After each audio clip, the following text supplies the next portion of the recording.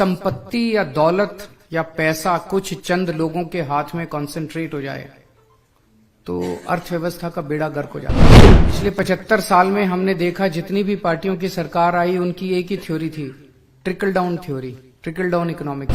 अड़चनों से लोहा लेना तो हमारे फितरत है। अभी तक अड़चनों से लोहा ले लेके अड़चनों को दूर कर करके सारे काम। आपने मेरे को 70 में से 62 सीट दी और एक बार 70 में से 67 सीट दी, तभी मेरी सरकार चली। अगर 70 में से 40 सीट दे देते तो अभी ये बदमाश हमारी सरकार गिरा देते, जैसे हर जगह गिराते फिर। अगर ये 7 MP आप इंडिया गठबंधन के दे दोगे तो ये मेरे 7 हाथ बन जाएंगे। मेरे लिए व्यक्तिगत तौर पे बहुत ही भावुक क्षण है। हम बड़े आम और साधारण से लोग हैं, हम राजनीतिक परिवारों से नहीं आते। मेरे माँ बाप, दादा दादी, दूर दूर तक रिश्ते में कोई राजनीति में नहीं था और कभी जिंदगी में नहीं सोचा था राजनीति में आएंगे।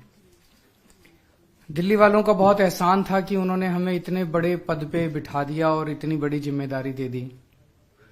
मैं हमेशा ही कहता हूं कि दिल्ली वालों का ये एहसान मैं 7 जन्म में भी पूरा नहीं कर सकता।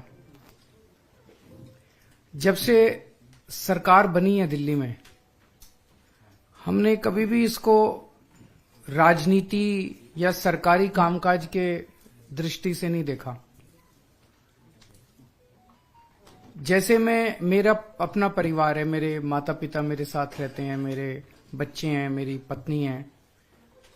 मैं जैसे अपने परिवार का ख्याल रखता हूं, ऐसे ही मैंने कोशिश की है कि दिल्ली में रहने वाले हर परिवार का हिस्सा बनके, चाहे उनका भाई बनके, चाहे उनका बेटा बनके, उस परिवार का मैं ख्याल रखूं।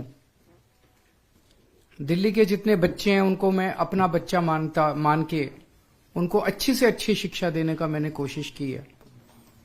मेरी कोशिश रही कि जैसी शिक्षा मेरे बच्चों को मिली उस वैसी अच्छी शिक्षा दिल्ली के हर बच्चे को मिले। मेरी कोशिश है कि अगर किसी के भी परिवार में दिल्ली में कोई बीमार हो तो पैसे के अभाव में उसका खराब इलाज नहीं होना चाहिए, उसे अच्छे से अच्छा इलाज मिलना चाहिए। तो हर परिवार का मैंने ख्याल रखने की कोशिश की, उनका बड़ा बेटा बनके, उनका भाई बनके। आज दिल्ली की मेरी माताओं के लिए और मेरी बहनों के लिए एक बहुत बड़ा ऐलान किया गया है। ये कोई बहुत छोटी चीज नहीं है। महिला सशक्तिकरण के क्षेत्र में मैं समझता हूं ये दुनिया का सबसे बड़ा कार्यक्रम होगा महिला सशक्तिकरण का। बातें बहुत होती हैं, बातें करना बड़ा आसान है, महिला सशक्तिकरण, लेकिन सशक्तिकरण होगा कैसे? सबसे बड़ा सशक्तिकरण तो होता है जब हाथ में पैसा हो, जेब में पैसा हो। जेब में जब पैसा होता है तो आदमी पावरफुल महसूस करता है, पावर महसूस करता है। तो अगर महिलाओं के हाथ में, उनकी जेब में पैसा डालेंगे तभी तो महिलाएं सशक्तिकरण महसूस करेंगी। जो महिलाएं कमाती नहीं है वो खासकर हमारे समाज के अंदर एक बहुत डिसएडवांटेज्ड पोजीशन में रहती हैं।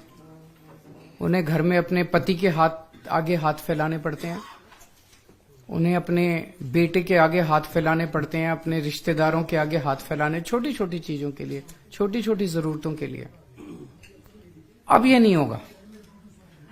अब दिल्ली में 18 साल से ऊपर की हर महिला के लिए, चाहे वो हमारी छोटी बहन हो, बड़ी बहन हो, चाहे कोई माता हो, हर एक के लिए हर महीने 1000 रुपए का इंतजाम कर दिया।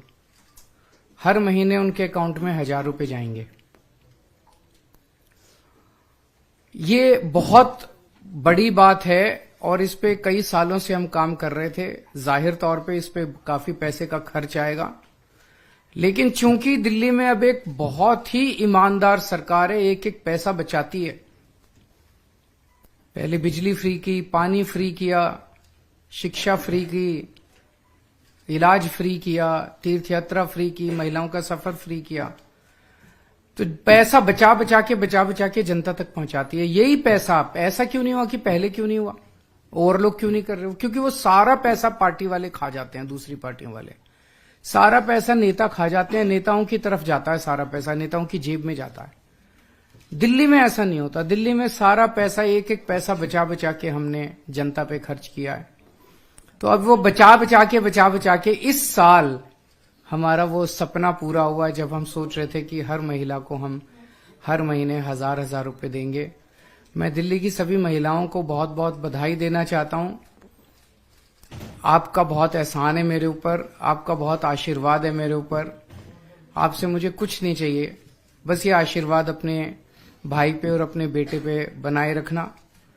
जो महिलाएं 18 साल से ऊपर हैं वो इसके लिए पात्र होंगी, पर वो महिला किसी सरकारी पेंशन की लाभार्थी नहीं होनी चाहिए, सरकारी नौकरी में नहीं होनी चाहिए और इनकम टैक्स पेयर नहीं होनी चाहिए। और इसको व्यवस्था को सिंपल करने के लिए हमने ये भी कर दिया, भाई सेल्फ डिक्लेरेशन दे देना। आप बाद में रैंडम तौर पे कुछ की जांच होती रहेगी, लेकिन सेल्फ डिक्लेरेशन देके आपको ये बेनिफिट शुरू हो जाएगा। तो इस साल अभी चुनाव के बाद जो है वो इसकी प्रक्रिया चालू होगी, फिर इसको हम कैबिनेट में लाके इसको सब करेंगे। तो मैं दिल्ली की महिलाओं को बहुत बहुत बधाई देना चाहता हूं। इससे एक बहुत बड़ी बात होगी, दिल्ली की अर्थव्यवस्था में बहुत बड़ा उछाल आएगा। हमेशा यह देखा गया है कि अगर संपत्ति या दौलत या पैसा कुछ चंद लोगों के हाथ में कॉन्सेंट्रेट हो जाए तो अर्थव्यवस्था का बेड़ा गर्क हो जाता है। पिछले 75 साल में हमने देखा जितनी भी पार्टियों की सरकार आई उनकी एक ही थ्योरी थी, trickle down theory, trickle down economics. उनका ये होता था कि भाई 2-4 परिवारों को सारा पैसा दे दो देश का, वो फिर फैक्ट्री लगाएंगे, फैक्ट्री में सारे मजदूरी करेंगे और उससे देश की तरक्की होगी। उससे देश की तरक्की कभी नहीं होती, दुनिया भर में नहीं हुई। ये जो बॉटम्स अप थ्योरी है, जिसके जरिए आप जनता में, गरीब आदमी के हाथ में जितना पैसा आएगा उतनी तरक्की होगी इकोनॉमी की। गरीब आदमी के हाथ में जब पैसा आता है तो वो मार्केट में जाता है, वो कपड़ा खरीदता है, वो साबुन खरीदता है, वो कंजम्पशन की चीजें खरीदता है, तो इकोनॉमी में डिमांड क्रिएट होती है। जब डिमांड क्रिएट होती है तो नई नई फैक्ट्री लगती हैं, नई नई दुकानें लगती हैं। जब हम दिल्ली में आए थे हमने मिनिमम वेज बढ़ाए थे बहुत ज्यादा। हमने जब बिजली फ्री की, हमने पानी फ्री किया, आम जनता के हाथ में पैसा आया। आज उसी का नतीजा है कि दिल्ली के अंदर सबसे कम महंगाई है और सबसे ज्यादा समृद्धि है पूरे देश के अंदर देखा जाए तो महिलाओं के हाथ में जब पैसा आएगा, मैं समझता हूं वो मार्केट में जाएगी, अपनी मनपसंद की चीजें खरीदेंगी, उससे इकोनॉमी की भी तरक्की होगी। दूसरा, आज का जो बजट था वो राम राज्य की अवधारणा से प्रेरित था। हम अच्छे अस्पताल दे रहे हैं, अच्छे स्कूल बना रहे हैं, सड़कें बना रहे हैं, सब चीजें कर रहे हैं, लेकिन एक चीज की तरफ ध्यान आकर्षित करना चाहता हूं कि दिल्ली के गांव में जो सड़कें हैं वो थोड़ी सी अनदेखी रह गई थी।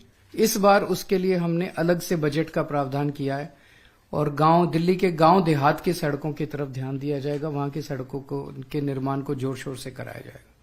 अगर कोई प्रश्न है तो आप ओवरऑल अपने बजट को किस तरीके से देख रहे हैं? क्योंकि राम राज्य थीम तो आपने दी, पर ओवरऑल क्योंकि आतिशी जी का पहला बजट था और मैं आतिशी जी को बहुत बहुत बधाई देना चाहता हूं।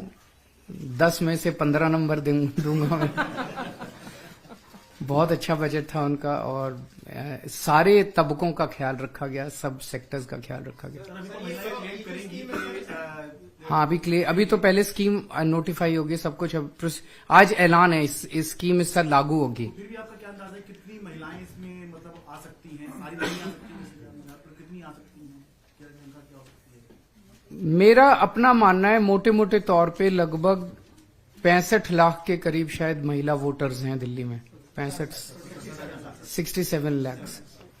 इसमें से इनकम टैक्स पेयर घटा दीजिए, इसमें सरकारी वो घटा दीजिए, इसमें हो सकता है सारी महिलाएं अप्लाई भी ना करें, वो सब करा के मेरा अपना मानना है शायद 45 लाख से 50 लाख के बीच में, शायद 50 लाख मान लीजिए।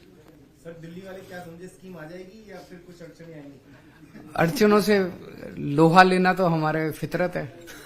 अभी तक अड़चनों से लोहा ले लेके अड़चनों को दूर कर करके सारे काम कराए हैं, तो ये भी कराएंगे।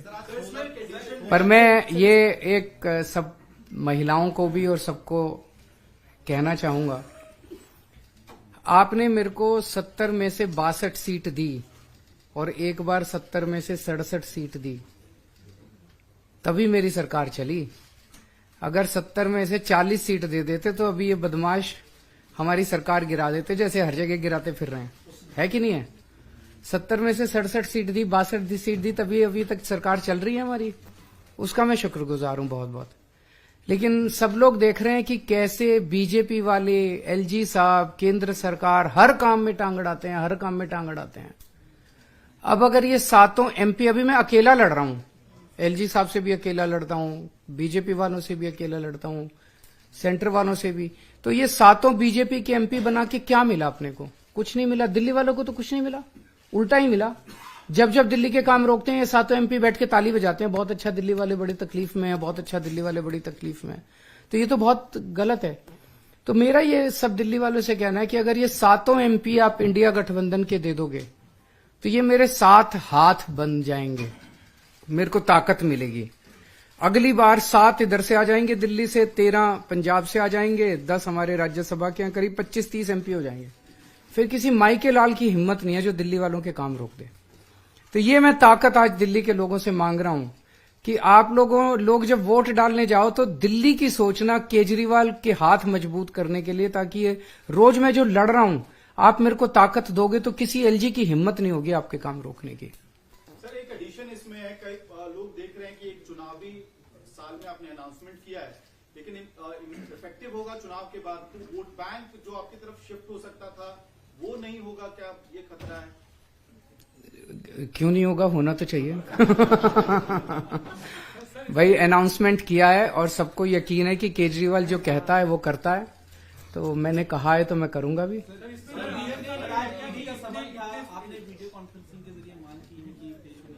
हाँ, मैंने कहा है भाई, मैं हमेशा मेरा स्टैंड ये रहा कि ईडी के जो सम्मन जो आ रहे हैं वो इलीगल हैं, लीगली इनवैलिड हैं। वो क्यों लीगली इनवैलिड है, वो लंबे लंबे मैंने चिट्ठी, कई पेज की चिट्ठी उनको लिख के भेजी है कि भाई क्यों लीगली इनवैलिड है। उसका उन्होंने कोई जवाब नहीं दिया, उनको जवाब देना चाहिए था। जो मैंने लीगल आर्ग्यूमेंट्स लिए हैं उन्हीं आर्ग्यूमेंट्स के आधार पे दूसरे केसेस में ईडी के समन्स को क्वैश कर दिया हाई कोर्ट्स ने। तो अगर उन केसेस में क्वैश किया तो इधर भी ये इनवैलिड हो गया, लेकिन वो नहीं माने, बस समन पे समन। फिर मैंने पिछली बार 2-3 समन के पहले लिखा था मेरा विधानसभा का सत्र चल रहा, बजट सेशन में नहीं आ सकता, तो वो जानबूझ के ऐसी डेट्स पे दे रहे हैं। जैसे पिछली डेट पे दिया, उस दिन मुझे एलजी के अभिभाषण के प्रस्ताव पे मुझे असेंबली में बोलना था, उस डेट को दिया। आज की डेट दी, आज हमारा बजट सत्र था। अब मैंने उनको कहा है भाई, हालांकि मैं आपके संबंध को इलीगल मानता हूं, लेकिन आपके प्रश्नों के सारे जवाब देने को मैं तैयार हूं, क्योंकि हमने कोई गलत काम किया नहीं, कुछ छुपा नहीं रहे। तो आप मेरे से प्रश्न पूछ लो, वीडियो कॉन्फ्रेंसिंग के जरिए पूछ लो। कानून में लिखा है कि ईडी की प्रोसीडिंग्स जुडिशियल प्रोसीडिंग्स हैं। जुडिशियल प्रोसीडिंग मतलब ईडी एक कोर्ट की तरह है, न्यायालय की तरह है। और सुप्रीम कोर्ट के ऑर्डर्स अब हैं, कानून बन गया है भाई, किसी भी कोर्ट के अंदर किसी भी पार्टी को वीसी के जरिए प्रेजेंट होने की अलाउड है। तो अगर मैं कह रहा हूं ये मेरा अधिकार है, अगर मैं कह रहा हूं मेरे को वीसी से अलाउ किया जाना चाहिए, तो मैं समझता हूं जरूर वो अलाउ करेंगे वीसी से, और उनके जितने मेरी जानकारी में है मैं सभी प्रश्नों के जवाब दूंगा। ये मैं अभी देख रहा था, मेरी तरफ से कोई ऐसी डिमांड नहीं है। अगर ईडी चाहे तो कर सकती है, मेरे को कोई इस पे आपत्ति नहीं होगी, लेकिन मेरी तरफ से कोई ऐसी डिमांड नहीं है। अगर हो तो मुझे कोई आपत्ति नहीं है।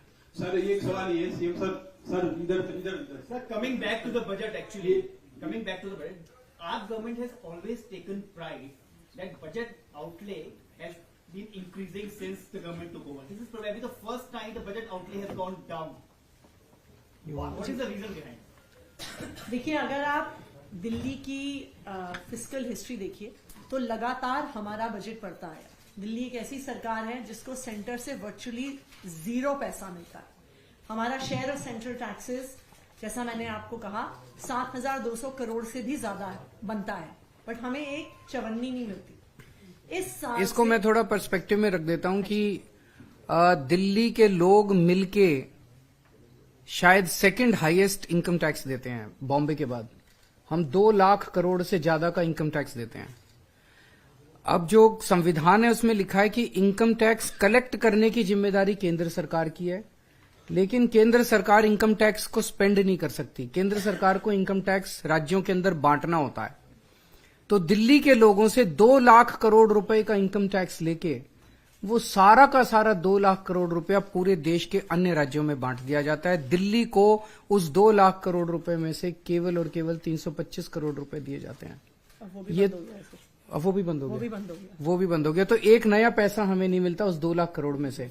तो ये एक भी पैसा हमें उस 2 लाख, तो ये तो नाइंसाफी है। ये तो ये है कि जो सोने के अंडे देने वाली मुर्गी है उसका गला ही घोंट दो। अगर डेली ग्रोथ इंजन है, आप हमें अगर पैसा दोगे, हम नए नए फ्लाईओवर, नए नए सड़कें बनाएंगे, दिल्ली को शानदार सिटी बनाएंगे, आपको और इनकम टैक्स इकट्ठा करके देंगे ना। आप हमें पैसा दो, हमें पैसा नहीं दे रहे।